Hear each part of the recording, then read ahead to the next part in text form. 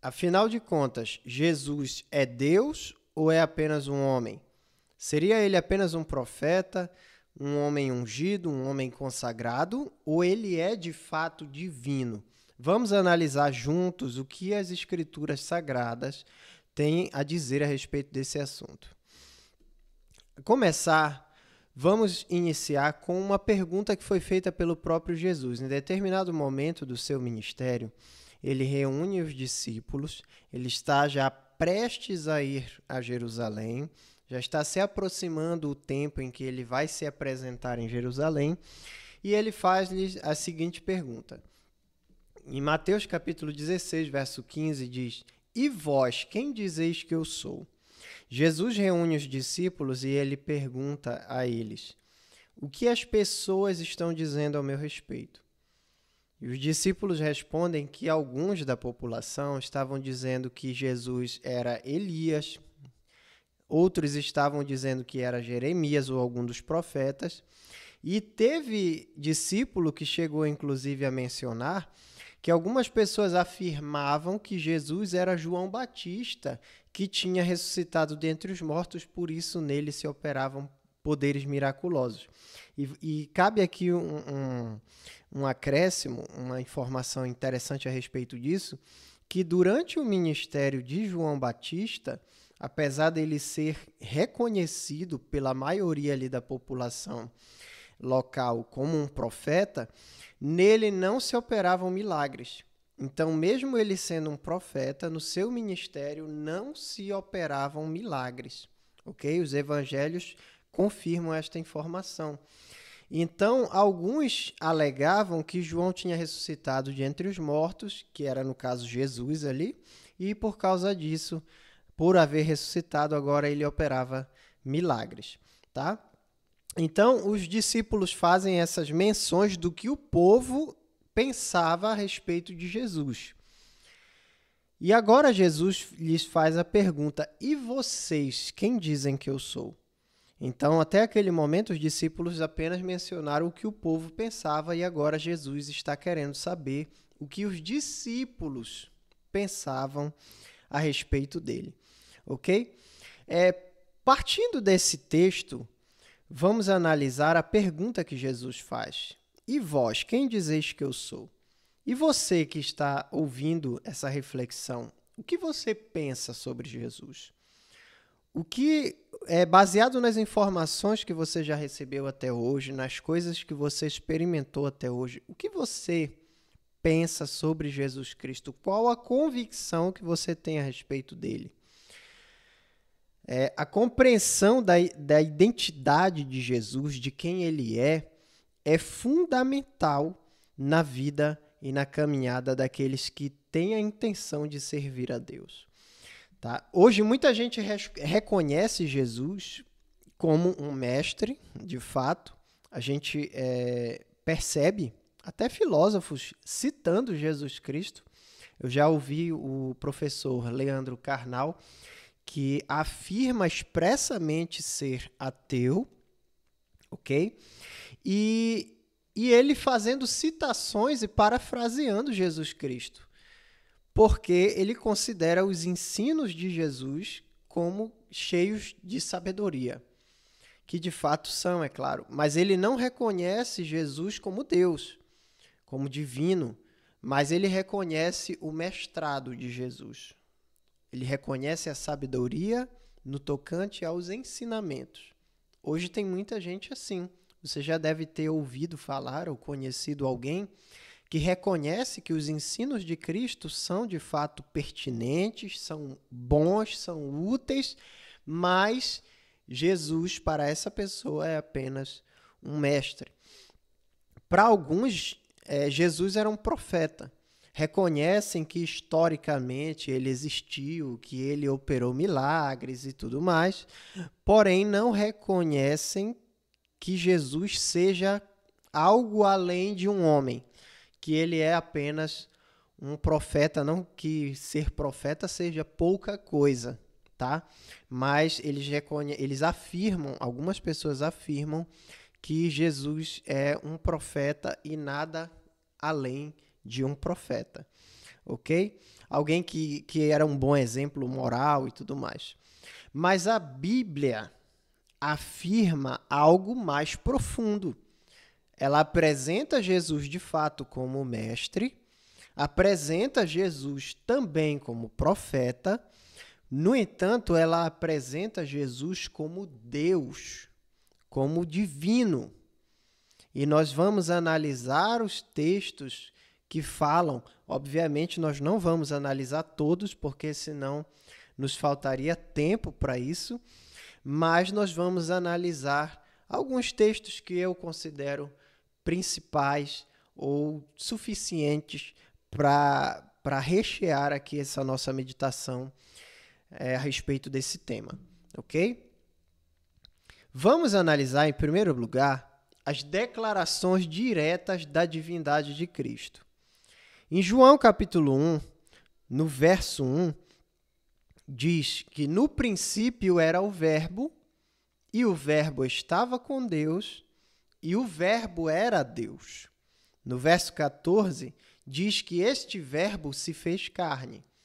Então, Jesus não apenas estava com Deus, que aqui João, que está fazendo o relato aqui do Evangelho de Jesus Cristo, e ele inicia falando que no princípio era o Verbo, e o Verbo estava com Deus, e o Verbo era Deus. Este Verbo, a respeito de quem ele está falando, é Jesus Cristo. E ele diz que o Verbo não apenas estava com Deus, mas o Verbo era Deus. E este Verbo se fez carne. Aqui é a prova de que ele está falando de fato de Jesus Cristo e não apenas ali do Espírito de Deus, que o Espírito de Deus estava com Deus no começo e o Verbo é o Espírito de Deus. De fato, o Espírito Santo estava com Deus no ato da criação, no princípio de todas as coisas, isso é inquestionável, mas o que é questionável, o que eu poderia dizer aqui que é evidente no texto, é o fato de ele dizer que este Verbo que estava com Deus e que era Deus, ele, no versículo 14, ele diz que este Verbo se fez carne. Então, nós já descartamos a possibilidade de que ele esteja falando do Espírito Santo e podemos concluir que ele está falando a respeito de Jesus Cristo. Então, duas coisas principais nós já percebemos nesse texto de João capítulo 1, no verso 1 e verso 14. Em primeiro lugar, ele diz que o Verbo não apenas estava com Deus, é Deus. E em segundo lugar, ele diz que o Verbo se fez carne. Então, esses dois aspectos a respeito da divindade de Cristo e da sua encarnação, que no caso significa aí que ele se fez carne. Em João capítulo 20, no verso 28, ele também diz que Tomé, ao ver Jesus ressuscitado, afirma: Senhor meu e Deus meu. Então percebe-se no capítulo 20, verso 28 de João, que os próprios discípulos de Jesus Cristo já tinham, àquela altura, convicção de que Jesus é Deus. Ele não apenas disse, Senhor, meu mestre, o que não seria errado, porque Jesus, de fato, é o mestre deles e nós, mas ele afirma, Senhor meu e Deus meu, se referindo ao Senhor Jesus Cristo, e você pode acompanhar isso na sua Bíblia. Jesus aceita esta adoração e declaração de divindade sem corrigir Tomé, porque talvez alguém diga assim, não, mas Tomé falou realmente isso, porém ele falou movido por emoção, porque ele tinha visto Jesus ser crucificado e agora ele se depara com Jesus ressurreto. Então Tomé fala Senhor meu e Deus meu, de fato para Jesus, porém ele estava confuso, ele estava empolgado, ele estava emocionado e falou erroneamente. Querido, se alguém alegar isso para você, você poderá fazer a seguinte análise, que nas Escrituras é bem claro que quando alguém tentava dedicar adoração a alguém que não era digno de adoração, essa pessoa repreendia. Vou citar alguns exemplos para você. Você vai ver Pedro se dirigindo à casa de Cornélio, no livro de Atos, e Cornélio se encurvando diante de Pedro para o adorar, e Pedro o impede e repreende, dizendo, não, eu sou homem como você. E você vai perceber também no livro de Apocalipse, 2 vezes, João tentando adorar o anjo que lhe trouxe a revelação do Apocalipse, no caso, as revelações que Deus queria lhe dar a respeito do tempo do fim, e João tenta por 2 vezes adorar o anjo, e todas as vezes o anjo repreende, dizendo, não faça isso, eu sou conservo teu e dos teus irmãos, os profetas, ou seja, eu sirvo a Deus. A expressão conservo, co é junto, servo é servir junto, tá? Conservo. Então, o anjo disse para ele, eu sou conservo teu e dos teus irmãos, os profetas. Então, eu sirvo a Deus juntamente com vocês, com os apóstolos e os profetas e com aqueles que o Senhor nosso Deus chamar. Era nesse sentido que ele estava falando. Então, claramente, todas as vezes que alguém tentou adorar alguém que não era digno de adoração, seja um anjo ou um homem de Deus, este claramente repreendia e não permitia que isso fosse realizado. Aqui não seria diferente. Se Jesus fosse apenas um profeta, se Jesus fosse apenas um bom mestre, e Tomé lhe chamasse de Senhor meu e Deus meu, Jesus teria repreendido Tomé, como o anjo fez com João e como Pedro fez com Cornélio, ok? Então, já que a gente percebe aqui que se direcionavam para Jesus, alegando que ele era Deus, e ele não dissuadia, ele não repreendia esta pessoa, logo concluímos que ele claramente se reconhecia como divino e não repreendia ninguém de fazer o mesmo, ok? Hebreus, capítulo 1, a carta aos Hebreus, capítulo 1, no verso 8, também diz, mas do Filho, diz, o teu trono, ó Deus, é para todo sempre. E essa citação da carta aos Hebreus, do capítulo 1, verso 8, na verdade é uma citação lá do livro de Salmos, que ele fala sobre também Jesus Cristo como divino, como aquele que se assenta também no trono de Deus e que recebe adoração. Inclusive, eu recomendo de forma veemente que você leia os capítulos iniciais da carta aos Hebreus, que são os que mais abordam num lugar só a respeito desse assunto da divindade de Cristo. Inclusive lá, eles comparam Jesus com os anjos. É muito interessante e é uma leitura que eu super recomendo que você faça. Ok? Então, Deus Pai, nesse texto que nós mencionamos agora, está chamando o Filho de Deus. Ok? Mas do Filho diz, o teu trono, ó Deus, é para todo sempre. Então, o Pai está se referindo ao Filho, dizendo que o trono também do Filho permanecerá para sempre. Isto mostra uma igualdade e unidade na divindade, Pai, Filho e Espírito Santo. Tá? Agora eu gostaria de abordar com vocês um assunto muito interessante, também dentro dessa questão da divindade de Cristo. Nós já vimos que nas Escrituras haviam declarações diretas da divindade de Cristo. Tá? Nós mencionamos aqui algumas devido ao tempo, não vamos... Haviam muitas outras? Com toda certeza. Com toda certeza existem muitas outras referências que apontam Jesus como divino nas Escrituras. Tá? Nós escolhemos essas por hora, acredito que são mais do que suficiente. Mas agora vamos analisar os atributos. Tá? Nós analisamos as declarações a respeito de Jesus como sendo divino. Vamos analisar agora os atributos de Jesus Cristo que são divinos. Ou seja, se Jesus é Deus, logo ele teria atributos que confirmem essa divindade. Atributos que o Pai e que o Espírito Santo têm Jesus teria que ter também esses atributos para ser considerado divino. O primeiro deles seria a eternidade. Se Jesus era divino, ele teria que ser eterno, ok? E quando a gente fala de eterno, muita gente interpreta logo essa expressão eterno como alguém que não morre apenas. Mas eterno não é apenas alguém que não morre, mas também se diz respeito a alguém que não tem início e fim. Okay? Então não se refere apenas à imortalidade, mas sim à eternidade. E Jesus falou sobre isso. Em João capítulo 8, verso 58, Jesus usa uma expressão que era muito comum aos judeus, quando ele diz, antes que Abraão existisse, eu sou.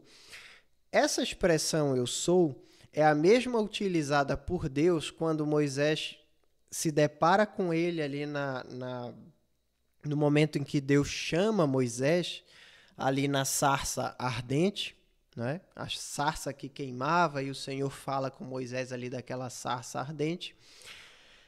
E Moisés diz assim para o Senhor, mas Deus, quando eu for me apresentar diante do povo, eles vão perguntar o seu nome. Que Deus te enviou?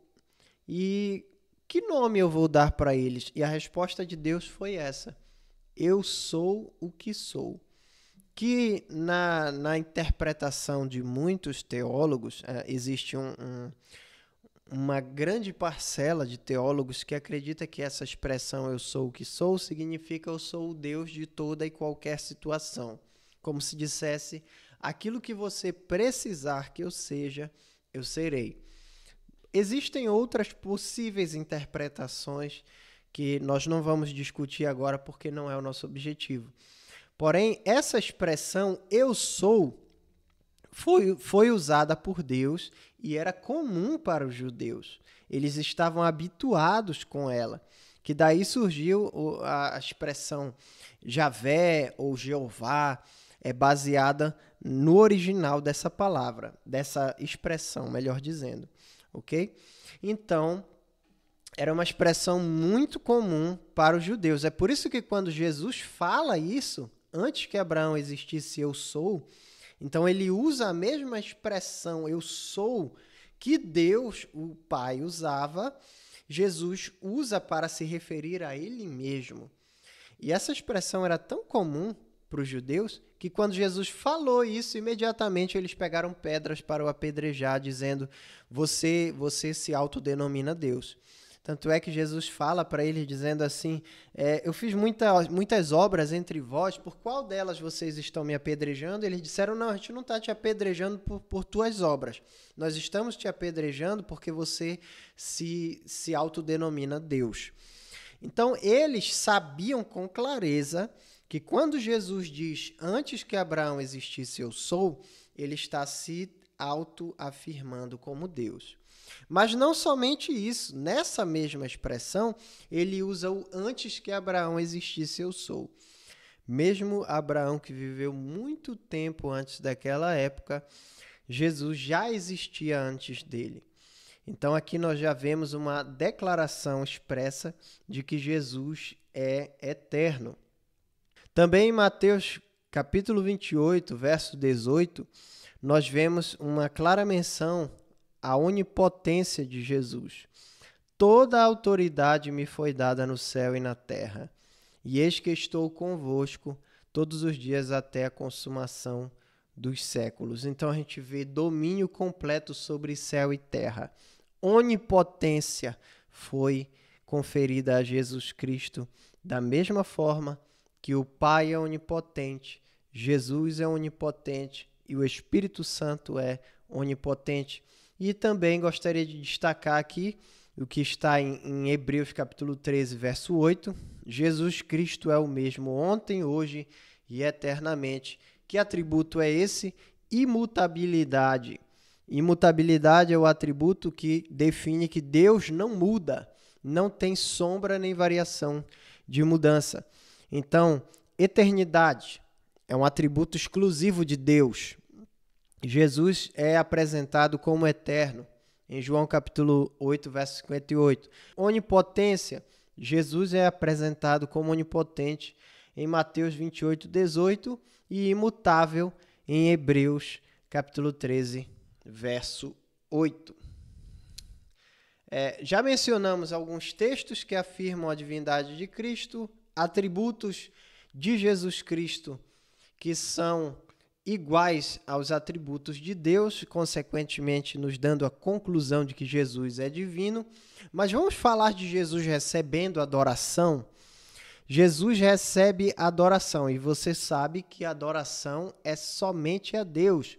Quando Deus vai começar a fazer a menção em Êxodo capítulo 20 dos mandamentos dados ali a Moisés, ele já começa dizendo: somente ao Senhor teu Deus adorarás e só a ele darás culto.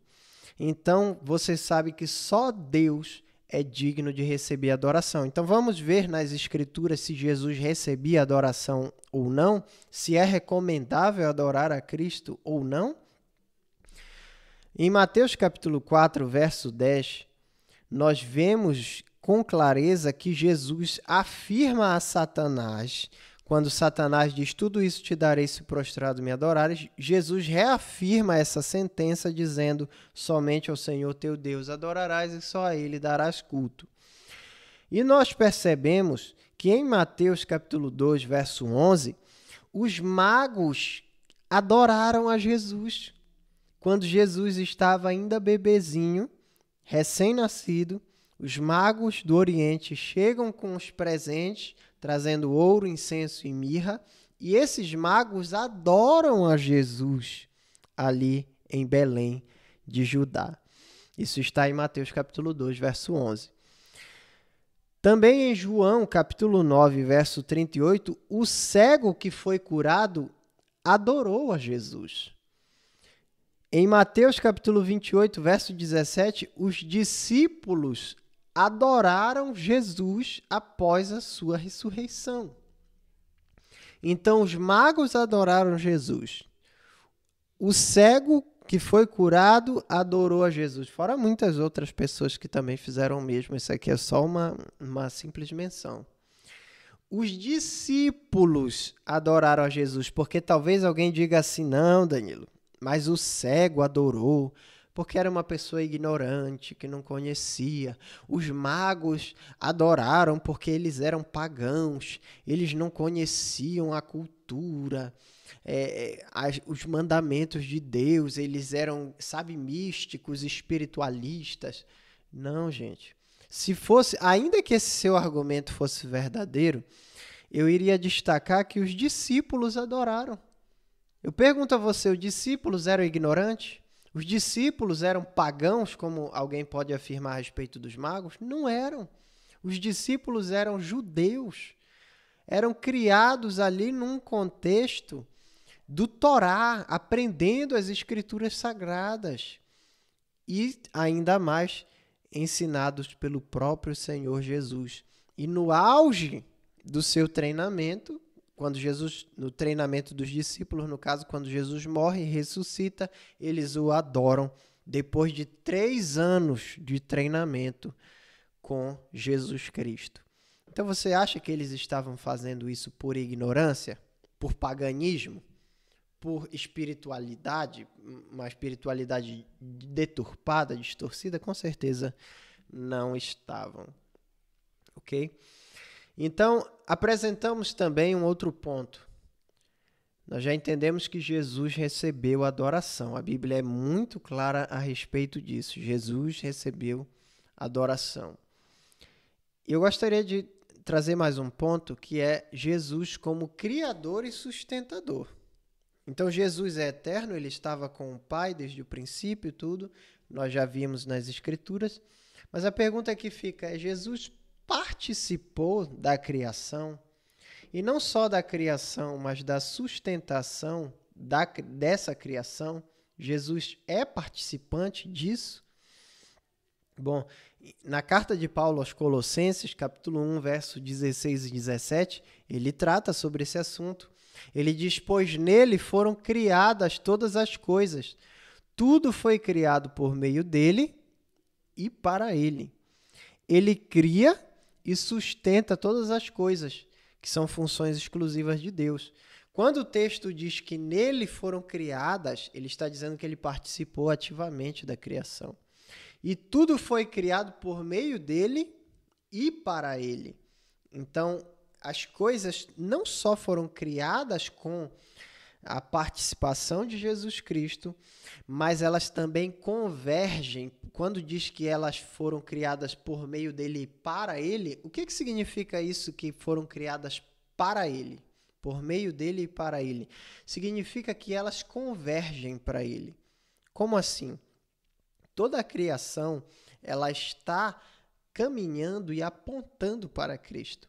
O apóstolo Paulo menciona que a criação está como que em dores de parto, gemendo em dores de parto, esperando a manifestação do Filho de Deus.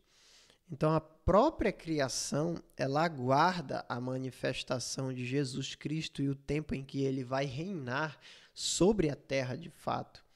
Então, a criação converge para Jesus. Todas as coisas são por meio dele, para ele, a ele, pois, a glória eternamente. Amém. E aí talvez você esteja se perguntando, ou alguém pergunte para você, mas as coisas convergem para ele. E o Pai? Vocês já estão colocando Jesus num ponto como se ele estivesse acima do Pai, porque as coisas são criadas para o Pai e não para Jesus.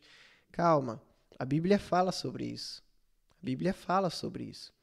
Quando eu digo que as coisas convergem para ele, a própria Bíblia diz que Deus sujeitou todas as coisas a Jesus Cristo e Jesus Cristo a Deus.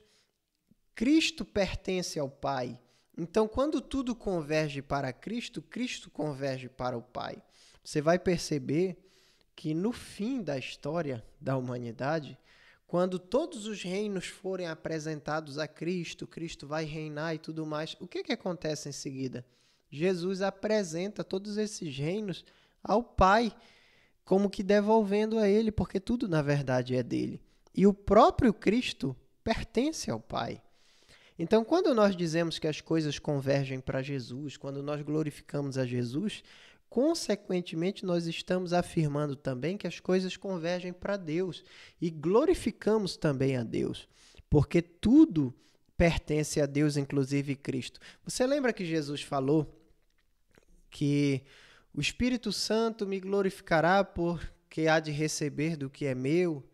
E ele disse em seguida assim, eu digo que ele receberá do que é meu porque eu e o Pai somos um. O que ele está dizendo com isso? Que tudo aquilo que se manifesta a respeito de Jesus Cristo e que glorifica a Cristo, na verdade, a finalidade principal é glorificar a Deus Pai. Tanto é que você já observou que na igreja, quando alguém é curado, o que a pessoa diz? Quem foi que te curou? A pessoa diz, foi Jesus. Que, na verdade, quem manifestou aquele poder ali, na prática, foi o Espírito Santo, que curou a pessoa. Mas ela diz que foi Jesus. Então está errado? Não está errado. Foi Jesus, de fato, porque o Espírito Santo, o intuito dele, de fato, é apontar, fazer as coisas convergirem para Jesus. E, consequentemente, quando alguém vem a Cristo, essa pessoa está se achegando a Cristo para a salvação, ela está vindo para conhecer a quem? A Deus Pai. O próprio Jesus falou que ele é o caminho, a verdade e a vida, e ninguém vem ao Pai a não ser por mim. Então ele está dizendo que quando alguém se achega a Cristo, essa pessoa irá conhecer verdadeiramente o Deus Pai. Então não pense que há ciúmes entre o Pai, o Filho e o Espírito Santo, porque eles operam de forma perfeitamente harmônica e o Pai é sobre todos. Isso é indiscutível. O Pai é sobre todos. O próprio Senhor Jesus, a quem o Pai submete todas as coisas, o próprio Cristo se submete ao Deus Pai.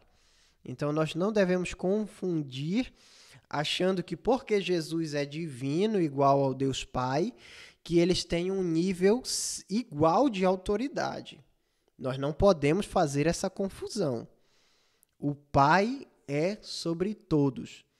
O próprio Senhor Jesus Cristo se submete perfeitamente ao Pai, inclusive a sua crucificação é a prova disso, que ele veio em obediência ao Pai. Tanto é que no Getsêmani, antes de ser crucificado, antes de ser preso para ser crucificado, ele afirma claramente: Pai, se possível, afasta de mim esse cálice, mas que não seja feito como eu quero, e sim como tu queres. Eu sei que tudo te é possível. Então você vê que ali nitidamente Jesus está angustiado pelo que ele ia sofrer, mas ele está perfeitamente submisso e obediente ao Pai. Então não confunda o fato de ele ser igual a Deus, ser eterno, ser onipotente, onipresente, onisciente, achando que eles estão em nível de igualdade na sua autoridade, porque eles não estão.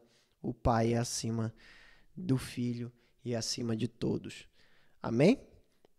Dando continuidade, também gostaria de pontuar as implicações da divindade de Cristo. Então, já que a gente já tem a noção aqui que Cristo é de fato divino, o que isso resulta para nós na prática? Vamos analisar. Se Jesus é Deus, então as suas palavras são infalíveis. Concorda? Se ele é Deus, sua obra é suficiente para a salvação. Não foi um mero homem que morreu na cruz. Se ele é Deus, sua autoridade é suprema sobre as nossas vidas, ou seja, você pertence a ele. Ele não é apenas um referencial, um homem que há muito tempo foi um exemplo, ele é o teu Senhor e Salvador. E se Jesus Cristo é Deus, a rejeição a Cristo é rejeição ao próprio Deus. Eu tive um amigo que uma vez falou para mim: eu não preciso de Jesus, eu vou direto ao Pai. Eu falo direto com Deus, eu não preciso de Jesus ou dizer algo em nome de Jesus, eu falo direto com Deus. Queridos, se você rejeita o Filho, você rejeita o Pai. Se você rejeita Jesus, você está rejeitando a Deus. Jesus mesmo disse: quem recebe a mim, recebe aquele que me enviou. E quem me rejeita, rejeita aquele que me enviou. Conclusão para nós, fica uma pergunta. Quem é Jesus para você? Você tem convicção dessas coisas que nós meditamos aqui? Ou você talvez concorda comigo em parte? Você talvez concorde que Jesus seja Deus, mas você não concorde que ele deva receber adoração. Tem algum ponto que você discordou de mim? Eu tive um amigo que falou uma vez sobre isso, dizendo que ele reconhecia que Jesus é Deus, mas ele me questionou dizendo assim, em que parte da Bíblia diz que nós devemos adorá-lo? E eu citei para ele ali a carta aos Hebreus, que é o texto que mais fala a respeito disso. Talvez você concorde em parte com aquilo que foi refletido aqui nessa lição. Eu gostaria que você colocasse nos comentários ali a tua experiência a respeito desse assunto, ou talvez você pensava diferente, pensava que Jesus não era o Messias, que não era o Filho de Deus e chegou a uma conclusão diferente. Eu gostaria de ouvir a tua opinião, saber aqui nos comentários o que você pensa a respeito do assunto, se você gostou dessa nossa reflexão de hoje. E deixar uma mensagem final aqui para você. Um cristão não pode viver uma vida superficial diante de um Deus tão grandioso que nos deu um presente incrível que é Jesus Cristo. Se Deus entregou o seu Filho, que é Deus, se tudo aquilo que nós meditamos aqui hoje é verdade, Jesus é Deus, então isso significa que Deus Pai entregou o seu melhor, o seu Filho, que não é apenas um homem que nasceu ali naquele período, ali na região da Judéia, mas aquele que estava ao seu lado desde a criação do mundo, que estava participando ativamente da criação da humanidade. e Deus o entregou por amor de você. O Filho de Deus, que se tornou o Cordeiro de Deus que tira o pecado do mundo. Se você ainda não tomou a decisão de se render a Cristo, você pode orar comigo agora. Pai, eu te apresento a vida desse amado ouvinte e peço que o Senhor o abençoe. Se ele já tomou a decisão de seguir ao Senhor, eu peço que o Senhor conduza a sua vida, que ele possa se parecer cada vez mais com o teu Filho Jesus Cristo, caminhar na tua presença verdadeiramente. E se há alguém que me ouve que ainda não tomou essa decisão e está fazendo isso agora, motivado pela tua palavra, não por mim, porque a nossa pregação ela não consiste em uma linguagem persuasiva de sabedoria humana, mas sim no teu espírito. E ela foi convencida pelo teu espírito. Eu peço que o Senhor perdoe seus pecados, que o Senhor a aceite como filho, filha do Senhor e conduza a sua vida preparando ela para se encontrar contigo. Que Deus te abençoe e fique na paz do Senhor Jesus.